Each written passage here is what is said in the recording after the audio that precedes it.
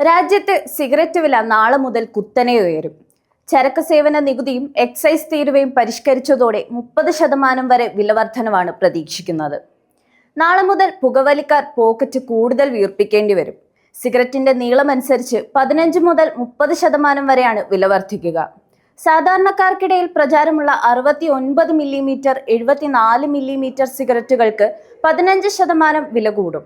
എന്നാൽ branded king size സിഗരറ്റുകൾക്കാണ് ഏറ്റവും വലിയ തിരിച്ചടി ലഭിക്കുക. ഇവയ്ക്ക് ഏറ്റവും ഉയർന്ന നികുതി സ്ലാബാണ് നിശ്ചയിച്ചിരിക്കുന്നത്. 65 മില്ലിമീറ്റർ വരെയുള്ള സിഗരറ്റിന് 2 രൂപ 10 പൈസ വർദ്ധിക്കും.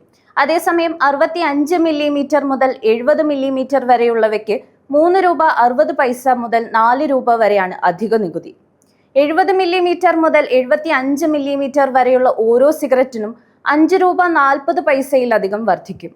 സിഗരറ്റ് ഉപയോഗം കുറയ്ക്കുക എന്ന ലോകാരോഗ്യ സംഘടനയുടെ ശുപാർശ മുൻനിർത്തിയാണ് ഈ നടപടി. നിലവിലുണ്ടായിരുന്ന 28% GST നിർത്തലാക്കി പകരം 40% GST ഏർപ്പെടുത്തിയിട്ടുണ്ട്.